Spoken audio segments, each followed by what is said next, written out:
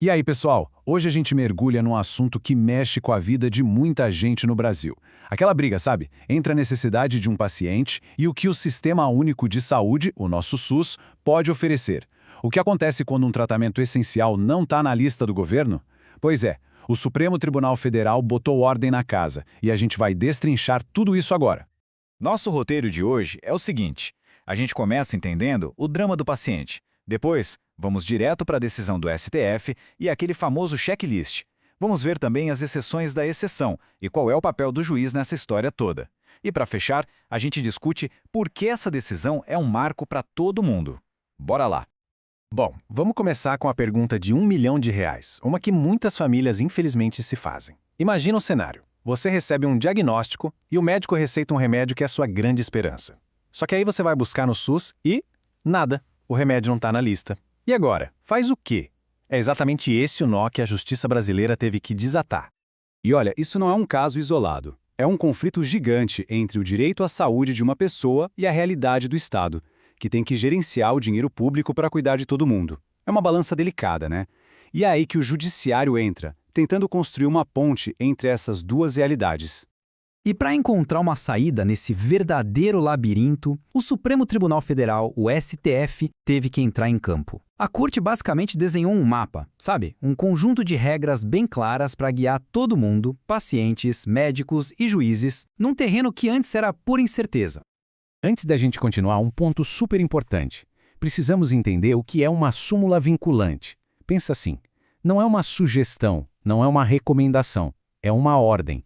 O que o STF decide numa súmula como essa vira lei para todos os outros juízes e para a administração pública inteira. Ou seja, a decisão sobre os medicamentos criou um padrão que tem que ser seguido no Brasil todo. E aqui está o texto da decisão. Parece complicado, né? Mas vamos traduzir. O que isso quer dizer na prática é o seguinte: sim, um juiz pode obrigar o SUS a fornecer um remédio que já foi aprovado pela Anvisa, mas que não faz parte da lista padrão. Só que, e esse só que é a parte mais importante, para isso acontecer tem que seguir à risca uma série de critérios bem específicos. E agora a gente chega no coração da coisa. O STF criou o que ficou conhecido como o checklist de 5 pontos. Esse é o roteiro, o passo a passo que vai dizer se um paciente consegue ou não na justiça o acesso a um medicamento aprovado no país, mas que o SUS não fornece. E aqui está o pulo do gato, a regra de ouro. Esses 5 requisitos são cumulativos. O que isso significa? Que não adianta preencher 1, 2 ou 4 deles. Tem que provar todos os 5. Se faltar umzinho só, o pedido não vai para frente. É tudo ou nada. Vamos passar por eles com calma. Primeiro, tem que provar que não tem grana para comprar o remédio. Segundo, o SUS não pode ter barrado o remédio por um motivo técnico, tipo falta de eficácia. Terceiro, tem que mostrar que não existe nenhum outro tratamento parecido já oferecido pelo sistema. Quarto, a eficácia do remédio tem que ser comprovada cientificamente, nada de tratamento experimental. E por último, o quinto ponto, o processo tem que ser contra a União, o governo federal. Isso centraliza a responsa e o orçamento lá em Brasília. Beleza, mas e se o remédio for tão novo ou tão específico que nem registro na Anvisa ele tem ainda? E aí a conversa fica muito mais séria e o caminho bem mais estreito. O STF também pensou nisso, mas as regras são extremamente rígidas. Esse quadro aqui deixa tudo preto no branco. Para os remédios já registrados, a gente segue aquele checklist de 5 pontos. Agora, para os que não têm registro, a via é outra, muito mais excepcional. E um ponto fundamental, remédio em fases de teste e experimental, está completamente fora. A justiça não pode obrigar o Estado a bancar uma aposta. Então, a porta para um remédio sem registro só se abre numa situação muito específica, quando a Anvisa está demorando demais, sem justificativa, para analisar o pedido de registro. E mesmo nesse caso, outras 3 condições são obrigatórias. O pedido de registro já tem que estar na Anvisa, o remédio já tem que ser aprovado lá fora por agências sérias da Europa ou dos Estados Unidos e, de novo, não pode existir nenhuma outra opção de tratamento aqui no Brasil. Agora, a decisão do STF não colocou regra só para os pacientes, não. Ela também deu um recado bem claro para os juízes.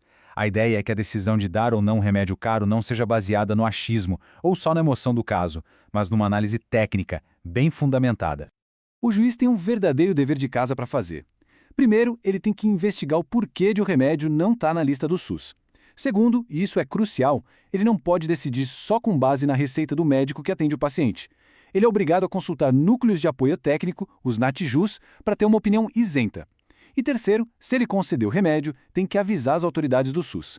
Isso é muito importante porque transforma uma decisão individual numa informação que pode ajudar a melhorar o sistema para todo mundo no futuro. Tá. A gente passou por um monte de regras, checklists, exceções, mas no fim das contas, qual o impacto disso tudo? Por que essa decisão do Supremo é tão importante para a saúde pública no Brasil? Vamos dar um passo atrás e olhar o quadro completo. O que essa decisão representa é uma baita tentativa de equilibrar a balança. De um lado, o direito à vida de uma pessoa. Do outro, a necessidade de manter um sistema de saúde público de pé, um sistema que seja sustentável para atender mais de 200 milhões de brasileiros.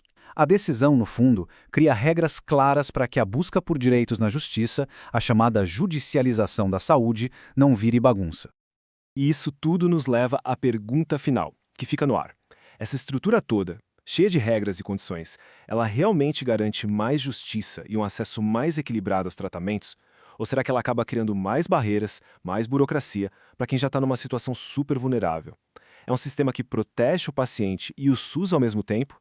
Ou um que acaba tornando o caminho até o remédio ainda mais longo e difícil? A resposta para essa pergunta vai moldar o futuro da saúde no Brasil.